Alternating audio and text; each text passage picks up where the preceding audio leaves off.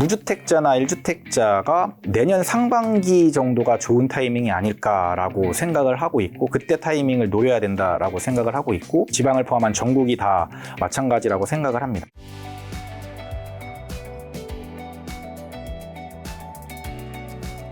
자, 이번 시간에 2025년 부동산 시장을 전망하려고 하는데, 그 전에 최근 몇 년간 부동산 시장이 참 극심하게 변동성을 일으킨 것 같아요. 원래는 전 부동산은 항공모함이라서 이렇게 갔다는데 요즘엔 뭐 훅 가는 것 같은 느낌입니다. 맞습니다. 저도 공부할 때는 항공모함이라고 배웠는데 그러니까요. 실제 제가 겪은 부동산 시장이 너무 변동성이 커서 사실 되게 놀랐어요. 근데 그 이유는 사실 많은 사람들이 대부분 알고 있는 그 이유입니다. 일단 코로나 유동성 때문에 전 세계의 돈이 너무 많이 풀린 게 엄청난 상승의 원인이었다면, 갑작스럽게 금리를 갑자기 7배를 올려버리면서 0.5%에서 기준금리가 3.5%가 돼버렸거든요. 그러면서 이제 갑자기 수도꼭지를 잠궜던 게 수요를 얼어붙게 만들었고, 이게 결정적인 원인이었다라고 봅니다. 그리고 물론 갑자기 이제 몇 년 동안 되게 길게 오르기도 했고, 급하게 오르다 보니까 그 급하게 올라버린 거에 대한 피로감도, 어느 정도 가격에 대한 피로감이 쌓여 있었던 게 사실은 있었고요. 그리고 오르지 않아야 될 곳까지 다 올라버렸잖아요. 그렇기 때문에 이런 이벤트들이 없었다면 아마 그냥 조금 더 평탄하게 갈 수 있었을 텐데, 이런 것들이 발생하면서 좀 더 진폭을 키우지 않았나라고 생각을 하고 있습니다. 자, 서울 같은 경우는 또 이제 많은 분들이 26년, 27년 공급이 부족해 집값이 오른다고 하는 분들도 있는데, 실제로 어떤가요? 그래프를 좀 보면서 설명을 좀 드려볼게요. 일단 공급이 부족하다는 건 맞고요. 많은 전문가분들 말들대로 26년, 27년에는 정말 공급이 좀 많이 부족한 게 보이시죠. 이게 평균 수요선인데, 이 평균 수요선 대비해서 좀 급격하게 이렇게 줄어드는 모습이 보이고 26년, 있어요. 27년까지는 사실상 확정이라고 봐야 되죠.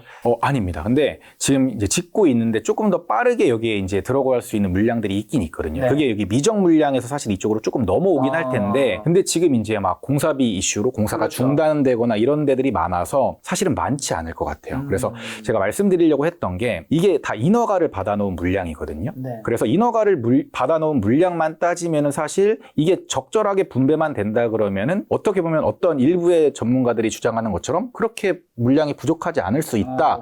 고도 이제 생각이 드는데, 문제는 사실은 착공 물량을 제가 찾아보니까 22년도부터 확 줄어요. 착공 물량이 준다라는 건 일단 착공을 해야 준공을 하니까, 인허가를 받더라도 착공을 하지 않으면 준공이 안 되잖아요. 근데 이건 단순히 인허가를 받아놓은 물량이고, 여기에 착공한 물량도 있고 안 한 물량도 있을 텐데, 착공 물량 자체가 22년부터 확 줄어들었다. 그리고 거기다가 요즘에 공사비 이슈, 그 다음에 워낙 고급화해서 짓다 보니까 이것들이 공사 기간이 예전에는 보통 한 3년 정도 잡았거든요. 그 요즘에는 그 기간을 짧게 하면서 이제 작년인가 올해인가 막 순살 아파트 터지고 하면서 이제는 맞아요. 그 기간도 못 줄이잖아요. 맞아요. 사고가 터져버리니까. 그래서 지금은 거의 4년 정도를 잡아야 돼요. 그러니까 22년에 착공했다고 하더라도 한 4년 정도 걸리면 26년인데, 이때부터 확 줄어버렸으니까 인허가 받은 물량이 이만큼 있다고 하더라도 26년, 27년, 28년, 29년에는 이거보다 더 줄어들 수 있다라고 보는 게 사실은 맞다고 저는 보고 있습니다. 자, 그리고 또 주택공급 88 대책 후속 조치로 얼마 전에 국토부에서 서울 2만 호 포함 수도권 신규 택지 5만 호 발표했는데, 요거 좀 지난 내용이긴 하지만 좀 어떤 내용이었고, 그만큼 이제 정부도 공급이 부족한 게 심각하구나라는 걸 깨닫고 사람들이 살고 싶어하면 서울과 수도권에 이제 공급하겠다는 거죠. 이거 부동산 시장에 영향 없나요? 일단 주요 내용이 뭔지를 간단하게만 설명을 해드리면, 그 서초구에 서리풀 지구가 있는데 이쪽에 2만 호 정도, 그 다음에 고양시 대공역세권에 한 9천 호 정도 해서 수도권에 한 5만 호 정도를 이제 공급하겠다라는 내용이었는데, 그리고 여기다가 추가적으로 25년도에 한 3만 호 정도를 추가 이제 공급하겠다라고 발표를 한 건데, 많은 사람들이 관심이 있었던 게 서초구의 서리풀 지구였죠. 워낙 위치가 좋은 데다가 이게 그린벨트를 푼 거잖아요. 그래서 예전에 이명박 정부 때 이제 집값을 잡는데 크게 기여했었던 보금자리 주택을 이제 떠올렸기 때문에 많은 사람들이 이제 기대를 했는데, 그때는 뭐 세곡지구, 우면지구 이런 데들이 이제 핵심지였고, 그때 반값 아파트라는 컨셉을 내걸면서 많은 사람들이 굉장히 큰 호응을 보여줬었어요. 근데 실제로는 한 70%, 80% 정도의 공급이 되긴 했지만, 이때도 사전 청약이 있었거든요. 그래서 좀 수요를 좀 진정시키는 효과가 있었는데, 이번에는 좀 시장 반응이 좀 다릅니다. 그 이유가 뭐냐면, 일단 가장 많은 기대를 받았던 서리풀지구 2만 호 중에 55% 정도가 장기 전세예요. 그러니까 실제로 공급되는 물량은 만 호가 안 되는 거죠. 그리고 3기 신도시 발표를 한 지 한참이 됐는데 아직 입주가 묘연해요. 보통 이제 빨리 되면 26년, 27년 이때 얘기를 했었거든요. 근데 27년에 과연 입주를 할 수 있을까? 이런 생각이 이제 들고 지금까지도 잘 진행이 안 되는 걸 보면서 지금 이제 발표를 이제 하면 지금 우리가 급한 건 당장 25년, 26년, 27년인데 앞으로 10년 후에나 공급되는 거 아니야? 라는 이제 인식도 많아졌고 그 다음에 공사비 인상되면서 공사 기간도 더 길어지고 그 다음에 공사도 잘 안 되고 이러다 보니까 확실히 사람들이 이거는 지금 나와봤자 별로 쓸모가 없는 정책이구나 라는 생각이 조금 들었던 것 같아요. 그래서 좀 수요의 좀 진정 효과가 조금 예전보다는 좀 덜하지 않나 라고 생각이 듭니다. 근데 다행스럽게도 이제 정부에서 3기 신도시에 녹지 비율을 조금 낮추고 임대 비율도 좀 낮추면서 공급을 좀 늘리긴 했거든요. 근데 이것도 언제 입주할지 아직 모르니까 사실 공급이 앞으로 좀 부족한 거는 맞는 것 같습니다. 자, 올해 또 굉장히 휩쓸었던 게 똘똘한 한 채 선호 현상이었는데 여기 때문에 강남 3구 마용성이 많이 올랐죠. 여기는 2025년 어떻게 되는 건가요? 원래는 제가 이 계엄 사태가 터지기 전에 어떻게 이제 25년의 뷰를 갖고 갔었냐면 25년에는 사실 조금 덜 올랐던 서울의 중하급지들이 갭을 좀 메울 것 같다라는 생각을 갖고 있었거든요. 25년에는. 그리고 이제 지방도 본격적으로 좀 상승을 하는 한 해가 되지 않을까라고 이제 생각을 했었는데 이번 계엄 사태를 겪으면서 제 뷰를 완전히 바꿨습니다.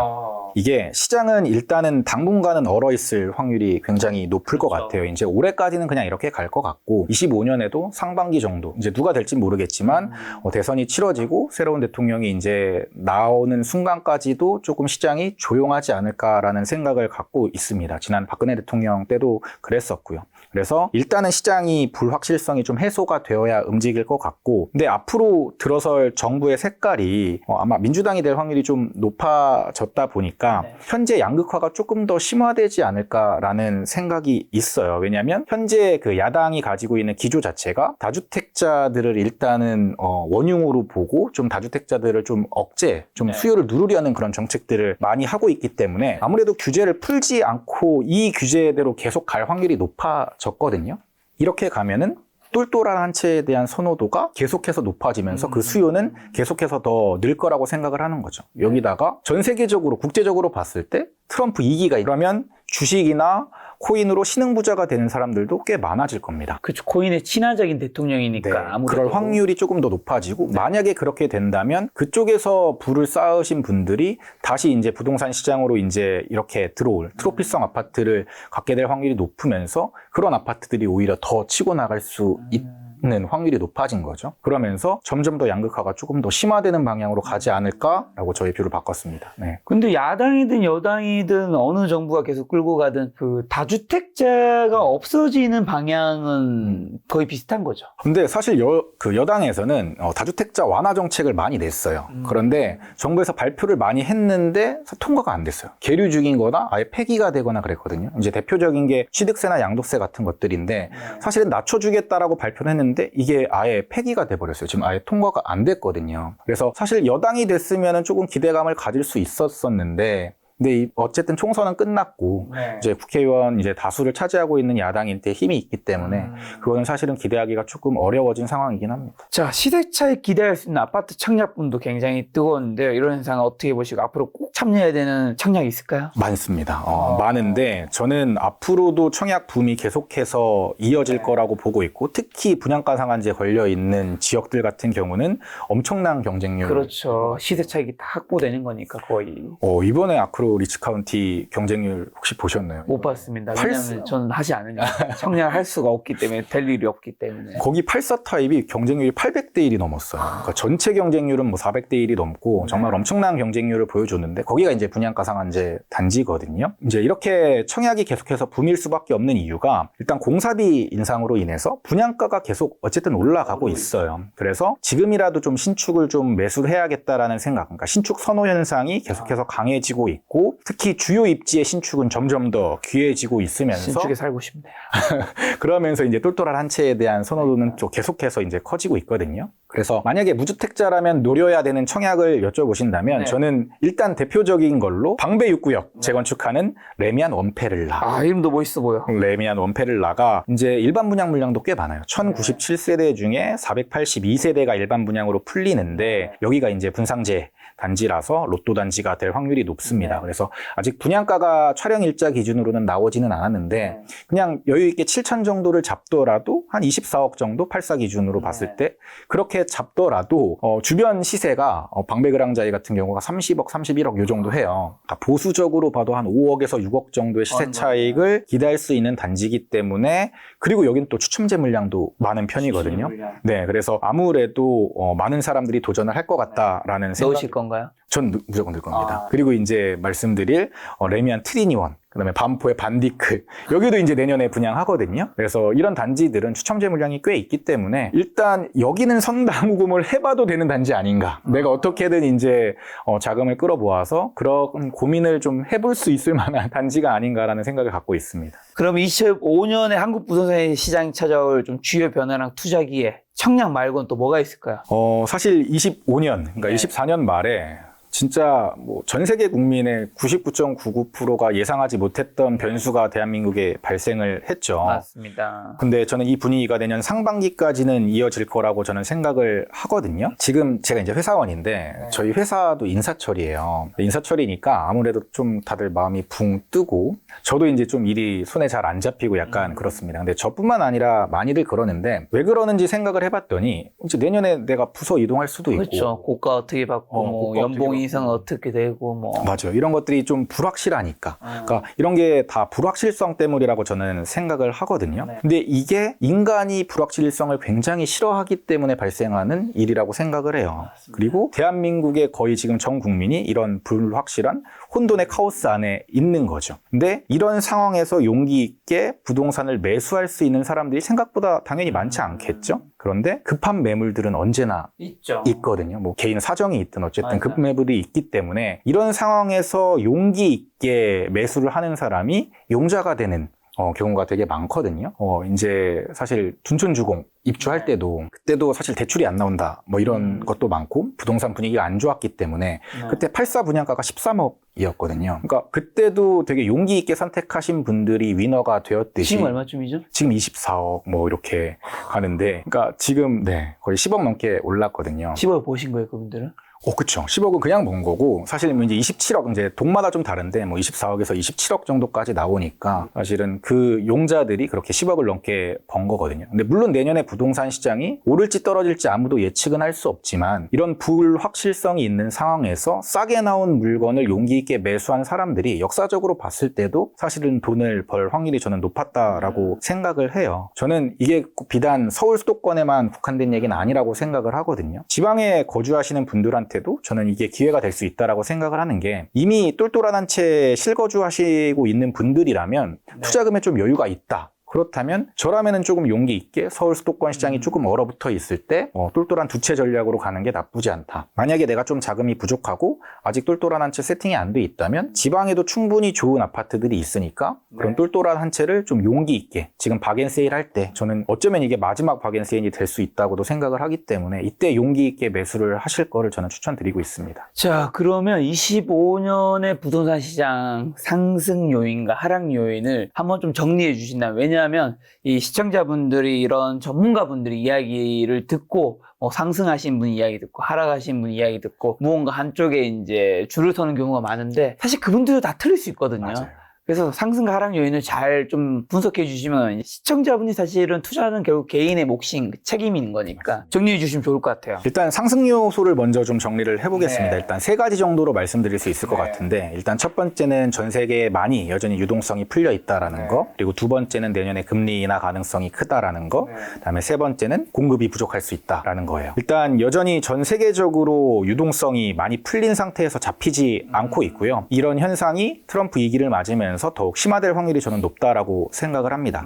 서울의 각종 저평가 지수들이 좋은 수준은 아니라고 말씀을 드렸었는데 시장에 풀린 돈이 워낙 많기 때문에 서울 부동산 시장 자체도 좀 올라갈 확률이 있다라고 보는 거죠. 근데 이제 시중에 풀린 유동성은 제가 생각했을 때는 부동산에 먼저 가기보다는 주식이나 코인으로 먼저 움직일 확률이 높다라고 생각을 하고 국장보다는 또 미장으로 먼저 갈 것 같고 이쪽에서 결과가 어떻게 되느냐에 따라서 부동산 시장의 향방도 이제 결정이 될 것 같긴 요즘에는 한데 진짜 국장에 잘 안 돌아올 것 같아요. 제가 요즘 느끼는 건 저 콘텐츠 다른 지 좀 됐는데 이제는 사람들이 본전이 되면 빠져나가고 싶어 할 것 같아요. 너무나도. 왜냐하면 이제 이번에 또 한국 증시가 이 정부의 그런 문제로 인해서 크게 폭락했을 때 우리 한국의 자산이 있는 게 굉장히 불안한구나를 한 번 더 크게 느껴버려서 이번엔 진짜 특히. 맞아요. 이번에 또 환율도 많이 오르면서 네, 1,430원, 뭐 40원. 그러면서 그쪽에 이제 가 있는 돈들이 이제 부동산 시장으로 흘러 들어올지가 사실은 굉장히 중요한 이슈긴 한데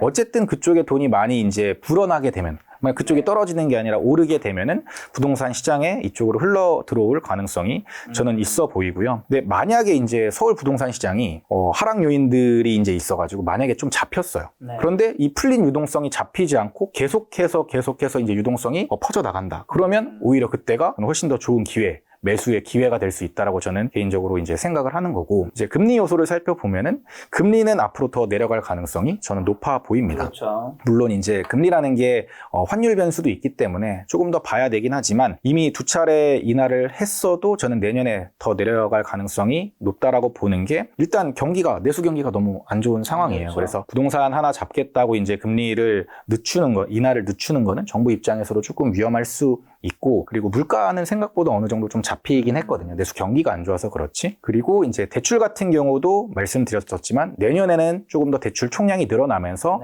좀 완화 정책으로 갈 가능성이 좀 높아 보인다. 그렇기 때문에 이런 것들이 제가 생각했을 때는 좀 상승 요인으로 작용하지 않을까라고 생각을 하고요. 그리고 공급 측면에서 봤을 때 아까도 말씀드렸지만 26년부터는 본격적으로 이제 공급이 줄어들고 그것들을 볼 수 있는 시기가 25년이거든요. 25년에 봤을 때 26년, 27년, 28년 기대해 볼 만한 분양단지가 별로 없네. 그리고 이때 공급이 없으면 지금 똘똘한 한 채 신축들이 더 선호도가 높아지겠네. 이런 생각들이 강화되면서 사람들의 수요를 자극할 확률이 높아지는 거죠. 왜냐면 부동산은 이제 빵처럼 찍어낼 수가 없으니까 빌라는 아무리 찍어내더라도 아파트 수요를 대체하지는 못하거든요. 아파트는 3, 4년이 걸리니까. 맞아요. 그래서 당장 찍어내지 못하는 아파트는 이게 수요가 이제 몰려버리면 이것들이 한 번에 몰리면서 상승의 요인이 될 수 있다라고 생각을 합니다. 하락 요인은요?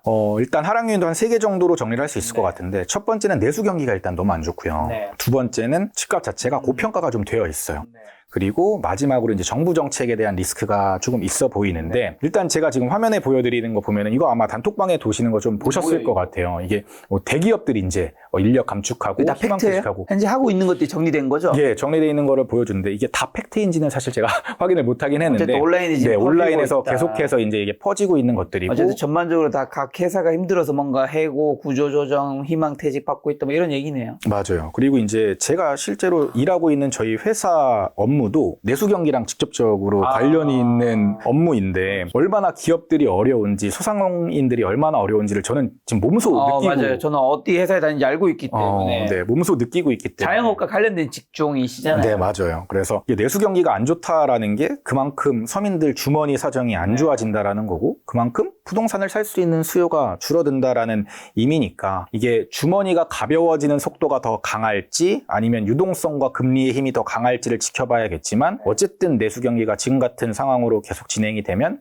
수요가 위축되는 것은 분명한 사실이라고 볼 수 있고요. 그리고 앞에서 설명을 드렸지만 지금 서울 부동산이 그렇게 저평가라고 보기에는 저평가로 보는 사람은 아무도 없죠. 네, 그래서 상승 얘기하시는 분들 저평가로 얘기하진 않아요. 맞아요. 그래서 일단은 서울 부동산 자체가 좀 고평가에 가깝기 때문에 언제든 가장 시장에서 위험한 거는 고평가되었다는 게 가장 사실 위험한 거. 가격이 비싸다라는 게 가장 큰 리스크이기 때문에 이런 측면에서 봤을 때는 이것도 이제 하락 요인 중에 하나라고 이제 볼 수 있는 거고 그리고 정부 정책이 어떻게 될지 모르겠지만 어쨌든 정부 정책도 시장 친화적인 정책보다는 조금 더 규제를 하는 정책이 강화될 거기 때문에 이런 것들도 불확실성 측면에서는 좀 하락 요인이라고 볼 수 있을 것 같습니다. 자, 이걸 바탕으로 이제 시청자 여러분이 투자를 결정하셔야 되겠지만 시크릿님 나오셨으니까 본인의 생각하시는 전망은 얘기해 주셔야죠. 내년 어떻게 됩니까? 25년도 사실 제 전망은 상승 쪽에 포커스를 맞춰져 있었고 그 상승에서도 그 힘은 중하급지에서 좀 갭 메우기를 하는 방향으로 될 것 같다라고 예상을 했었었는데 그 뷰를 이제 양극화가 양극화가 더 심화되는 방향으로 이제 바꿨거든요. 그래서 상승의 비율은 바뀌지 않았고 그 시기가 언제가 될지 모르겠지만 불확실성이 좀 해소가 되고 대출에 대한 이제 규제가 조금 완화되면서 사람들이 눌렸던 거래량이 폭발하는 시점이 될 거라고 예상을 하고 있고 그때가 됐을 때 여전히 똘똘한 한 채에 대한 수요는 계속해서 있을 거다. 그래서 지방이든 서울이든 똘똘한 한 채 위주로 먼저 다시 상승을 하는 그런 그림이 되지 않을까라고 저는 생각을 하고 있습니다. 이게 지방 부동산 규제가 풀릴 확률이 저는 굉장히 이제 낮아졌다라고 보고 있거든요. 그리고 현재 이제 계류 중인 법안들도 통과될 확률이 굉장히 낮아졌고요. 새로운 정부가 대통령이 누가 될지는 잘 모르겠지만 어쨌든 문재인 정부의 부동산 정책의 기조와 비슷하게 흘러갈 가능성이 저는 높다라고 보고 있고 거기에서 나왔던 문제들이 반복될 확률도 저는 높다라고 보고 있는 겁니다. 그런데 문재인 정부 때 가장 뜨거웠던 부동산 키워드 중에 하나가 바로 똘똘한 한 채였거든요. 근데 이 똘똘한 한 채의 키워드가 앞으로도 유효하고 오히려 더 강해질 수도 있겠다라는 생각이 이번 사태를 보면서 이제 제가 생긴 거죠. 그리고 이미 양극화가 되게 많이 진행이 돼 있거든요. 그러니까 지난 정부 때들이랑 보면은 점점 양극화가 계속 심해지고 있는 거를 볼 수 있어요. 이런 상황에서 상대적으로 사람들의 박탈감이 계속해서 커지고 있고 불확실성이 계속해서 이어지면서 불안감이 지속되면은 사람들이 언젠가 다시 패닉 바잉을 하는 사태가 발생할 수도 있거든요. 그렇게 되면 이제 정부가 의도한 방향과는 완전히 좀 다른 방향으로 흘러가는 거고 저는 사실 이런 부분이 제일 무섭긴 하거든요. 그래서 만약에 지금 이 영상을 보고 계신 분들이라면 똘똘한 한 채를 세팅할 수 있는 상황 라고 하신다면 저는 더 안 미루고 그냥 똘똘한 한 채를 조금 시장이 눌려 있을 때 바로 매수하셨으면 좋겠다라고 추천을 드리고 있고 최대한 빠르게 그리고 최대한 똘똘한 아이로 세팅을 했으면 좋겠다라고 추천을 드리고 있습니다. 그리고 지방 내에서도 똘똘한 한 채가 오히려 저는 더 안전하다라고 생각을 하는 게 지방 주요 도시들이 아까 서울하고 제가 뭐 대구랑 부산을 비교를 해드렸지만 거의 뭐 대구, 부산 포함해서 광역시들이 많이 안 올랐어요. 근데 서울의 똘똘한 한 채들을 포함해서 서울이 올라가면 결국엔 이제 지방도 이제 공급이 이제 어느 정도 진정이 됐기 때문에 올라갈 수밖에 없고 이 지방 내에서도 똘똘한 한 채들에 대한 선호가 계속되기 때문에 올라갈 수밖에 없다라고 생각하는데 지방이 좋은 게 뭐냐면 아직 싸요. 지금 이제 사실 지방 광역시의 대장급이라고 볼 수 있는 아파트들이 10억이 안 되는 아파트도 많거든요. 그러니까 10억이라고 한다면 서울 수도권에서 과연 똘똘한 아파트를 살 수 있을까라고 못 사죠. 봤을 때 서울에서는 못 사죠. 네, 뭐 수도권으로 가도 지금 이제 10억으로 똘똘한 아파트를 사기는 사실은 쉽지 않거든요. 신축급에. 10억이 엄청 큰 돈이지만 맞아요. 엄청 큰 돈이 아닌 세상이 되고 있죠. 맞아요. 근데 지방에서는 제일 그 지역에서 제일 선호하는 아파트도 그 정도 가격대면 충분히 매수를 할 수가 있으니까 그러면 이제 사람들도 투자 수요가 가지 않더라도 실거주를 하는 사람들도 이 정도 가격이 벌어졌으면 이쯤이면 따라갈 수 있을 것 같은데 라는 시점이 어느 정도 된 것 같거든요. 그리고 그런 아파트들이 지금 비싸면은 이제 제가 추천드리지 않겠지만 충분히 지방에 돈 많으신 분들이 매수할 수 있는 가격이라고 생각이 된다면 그런 아파트들이 올라가고 그 다음에 이제 중급지 아파트, 중상급지 아파트들이 따라 올라가는 시장이 되지 않을까라고 저는 생각을 드려서 그래서 많은 사람들이 지금 걱정하시는 지방 시장에서도 똘똘한 한 채로의 세팅을 추천드리고 있습니다. 그럼 요즘에 다주택자분들은 다 정리하고 똘똘한 한 채로 가고 있나요? 이게 정리하고 싶어도 정리가 쉽지가 않잖아요. 세금이 많아서. 근데 실제로 그런 분들도 많이 계시더라고요. 그러니까 세금 그냥 상관없이 내 일단 이익 보는 거 없이 투자금 정도만 회수한다는 생각으로 지방에 있는 거 다 정리하고 용기 있게 한 23년 정도에 다 매도하고 서울에 똘똘한 한 채 세팅하신 분도 계시고 결과적으로 봤을 땐 그렇게 하신 분이 오히려 지금 훨씬 많이 오른 결과가 됐죠. 시크릿님은 어떻게? 저는 계속 유지하고 있어요. 근데 저는 사실 지방시장에 대한 확신이 있기 때문에 그리고 사실 매도하기에는 세금이 77%를 분양권이 맞고 이러니까 진짜 남는 게 없어서 그리고 그걸 다 매도한다고 하더라도 제가 원하는 서울의 똘똘한 한 채로 가기에는 좀 무리가 있다는 판단에 저는 다음 사이클에 이제 그런 기회가 있다면 할 것 같은데 그래서 저처럼 지금 지방에 이제 계속 가지고 계시는 분들도 있고 똘똘한 한 채를 세팅하려고 그냥 손해를 보고라도 다 매도하신 분들도 있어서 그런 분들의 매도 물량까지 나오다 보니까 지방 시장이 더 못 올랐던 측면이 있었던 것 같습니다. 자, 그럼 이제 이런 시장까지 분석했으니까 무주택자, 1주택자, 다주택자분들 지금 시장이 어떻게 좀 대응해야 될까요? 아까도 말씀드렸지만 저는 25년에 전국적인 상승에 저는 베팅을 하고 있거든요. 그렇게 예상을 하고 있고 이게 뭐 만약에 제 생각에 동의하신다면 제가 드리는 제안에 귀를 기울이시는 거고 만약에 반대되는 생각을 갖고 계시다면 그냥 반대로 하시면 되는 겁니다. 저는 무주택자나 1주택자가 내년 상반기 정도가 좋은 타이밍이 아닐까라고 생각을 하고 있고 그때 타이밍을 노려야 된다라고 생각을 하고 있고 이게 서울 수도권뿐만 아니라 전국 지방을 포함한 전국이 다 마찬가지라고 생각을 합니다. 물론 지역마다 조금씩 다를 수는 있지만 제가 앞에서 말씀드렸던 것처럼 일단 내년까지는 불확실성이 계속해서 있는 상황이긴 하거든요. 근데 이런 상황에서 불확실성이 이제 어느 정도 계속 해소가 될 거예요. 누가 대통령이 될지 모르겠지만 새로운 정권이 들어서고 불확실성이 해소되는 시점에 만약에 이제 대출 규제까지 이제 완화가 돼서 사람들의 수요가 몰린다면 그때는 정말 본격적으로 다시 상승을 할 수도 있는 분위기가 형성이 될 수 있을 거라고 예상을 하거든요. 근데 그때 만약에 그때 돼서 움직여야지 그러면 그때는 이미 늦어요. 그러니까 임장을 지금부터 미리미리 다녀두시고 지금 가격대가 얼마인지 그리고 내가 살 수 있는 가격대가 얼마인지를 미리 알아두신 다음에 이 가격대가 나오면 무조건 매수하겠다라는 마음이 있어야만 그런 분들이 매수하실 수가 있는 거거든요. 근데 만약에 내년에 분위기가 안 좋은 게 조금 더 오래 지속돼서 지금 가격보다 떨어진다. 그럼 사람들은 어떤 생각으로 다시 바뀌냐면 떨어지겠네? 그러면서 오히려 아예 또 매수를 멈춰버리고 다시 전월세로 이제 갈 확률이 높아지거든요. 그런데 그럼 전월세는 안전하냐라고 봤을 때 이제 공급 물량이 줄어들면 사실 매매가보다 전세 월세 가격에 더 영향을 미치는데 서울 수도권 같은 경우는 공급 물량이 계속해서 줄어들 거고 지금 당장에야 전세가가 이제 싼 지역들이 있겠죠. 예를 들어 공급이 몰려있는 곳들이 있으니까. 근데 4년 뒤에 막 전세가가 3억씩 올라버리면 과연 그게 전월세를 선택한 게 옳은 선택일까? 그리고 만약에 1, 2년 정도 가격이 하락하다가 그러다가 갑자기 또 가격이 올라버리면 과연 어떤 게 더 좋은 선택일까? 이게 많은 분들이 의사결정을 하실 때 당장 뭐 한 달 뒤, 1년 뒤를 생각하고 의사결정을 하시지만 사실은 10년 뒤, 20년 뒤를 보고 의사결정을 하셔야 되는데 그런 측면에서 봤을 때도 저는 무주택자건 1주택자건 일단 내년에 상반기 때 가격이 좀 조정되는 시기가 온다 그러면 그때가 저는 좋은 기회라고 생각을 하고 중간에 이제 갭매우기가 벌어지면서 중하급지도 따라 올라갈 것 같긴 해요. 그런데 사실 그 폭은 점점 더 벌어질 거거든요. 왜냐면 상급지가 더 크게 올라가니까 그러면서 폭은 더 벌어질 확률이 높으니 본인이 살 수 있는 곳 중에 가장 똘똘한 한 채를 사두는 게 가장 유리할 확률이 높다라고 생각을 하는 겁니다.